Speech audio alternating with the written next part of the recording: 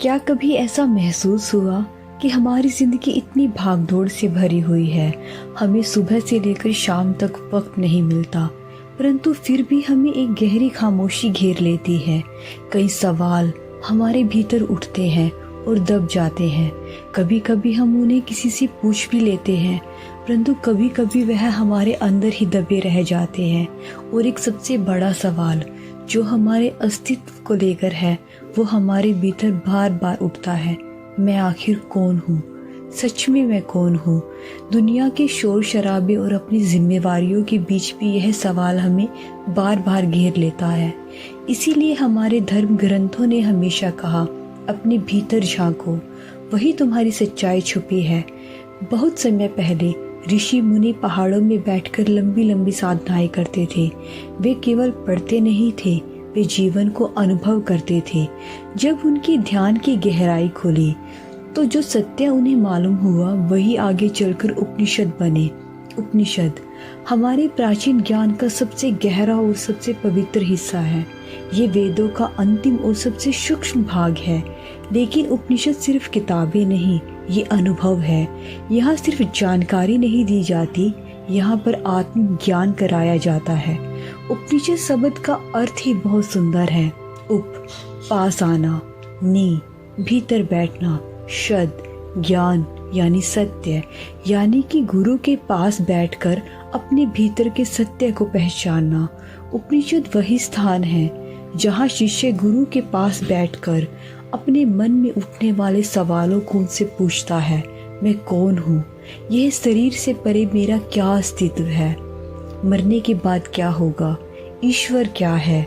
गुरु इन सवालों के जवाब ना तो तर्क में देता है, ना ही किसी आस्था में अंधा होकर, ना ही किसी डर में, बल्कि शुद्ध अनुभव और चेतना से वह इनका जवाब देता है। जैसे अगर एक छोटा सा बच्चा हमसे यह पूछे कि रात काले क्यों है, अगर आप उसे यह दिखा दो कि बत्ती बंद करने पर कमरे में अंधेरा हो जाता है, तो वह यह समझ भी लेगा, देख भी लेगा और उसको इसका अनुभव भी हो जाएगा। उपनिषद भी यही करते हैं, समझाते नहीं बल्कि दिखाते हैं। इसीलिए उपनिषदों को इनर साइंस यानी अंतर का विज्ञान कहा गया है। उपनिषद एक बहुत ही गहरा सत्य बताते हैं, आत्मा और ब्रह्मा एक ही है, यानी चेतना से पूरा ब्रह्मांड भरा है।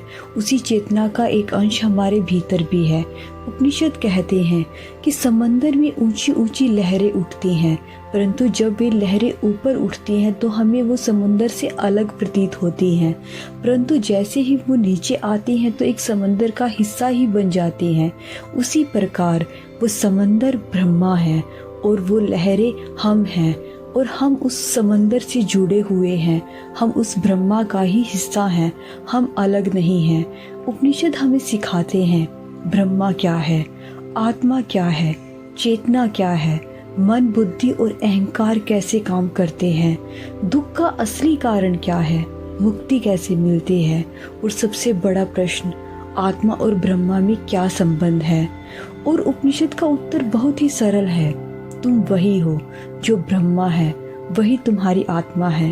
उपनिषद कोई धर्म नहीं, ये किसी धर्म को फॉलो नहीं करते, ना किसी पूजा का आदेश देते हैं। उपनिषद तो मनुष्य को अपने भीतर के अंधकार को दूर करने का रास्ता बताते हैं। यह ज्ञान सबके लिए है, कोई भी धर्म, किसी भी जाति का, कोई भी विचार रखने वाला व्यक्ति से समझ सकता है, अनुभव कर सकता है, क्योंकि यह ज्ञान लिखा नहीं जाता, यहाँ अनुभव कराया जाता है।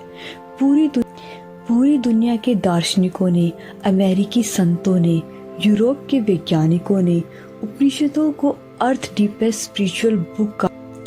उपनिषदों में छोटी छोटी कथाएं, उपमाएं मिलती हैं ताकि वही ज्ञान भीतर से जागे। जब शिष्य गुरु से सवाल पूछता है तो गुरु उसको अपने भीतर झांक कर उन सवालों का उत्तर सुनने के लिए कहता है। यही छोटी छोटी कहानियाँ और दृष्टांत के माध्यम से ही उत्तर भीतर से जागृत होते हैं। यही कारण है उपनिषद पढ़ने से ज़्यादा महसूस किए जाते हैं। हम अपनी खुशी नौकरी, पैसा, परिवार, दोस्तों, रिश्तों में ढूंढते हैं, परंतु हम एक कभी न खत्म होने वाली एक दौड़ का हिस्सा हैं। हम इस उम्मीद में आगे बढ़ते रहते हैं कि हमें अगले ही मोड़ पर मंजिल मिलेगी, और वह मंजिल होती है असली शांति, सुकून। और हम जानते हैं कि हम जितना उसके पीछे भागते हैं वह उतना ही हमसे दूर चली जाती है, और अंदर रह जाता है सिर्फ और सिर्फ एक खालीपन। क्योंकि हम सब जानते हैं कि जीवन बाहर की चीज़ों से पूरा नहीं होता। उपनिषद हमें यही सीख देते हैं, थोड़ा रुक जाओ, थोड़ा भीतर देखो, सारी शांति तुम्हारे ही भीतर है।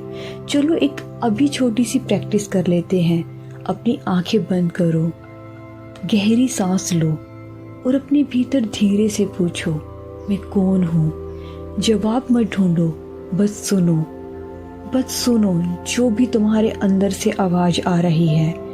यही उपनिषद का सबसे पहला कदम है। अगर तुम उपनिषद की इस नदी में गहराई से उतरना चाहते हो तो अगले एपिसोड में हम समझेंगे अहम ब्रह्मास्मि जैसे महान उपनिषद वाक्यों का वास्तविक अर्थ और अभ्यास, और जीवन में हम इनको कैसे अनुभव कर सकते हैं। अगर वीडियो अच्छी लगे तो लाइक, शेयर और सब्सक्राइब करें, और कमेंट में अपनी राय देना ना भूलें। धन्यवाद।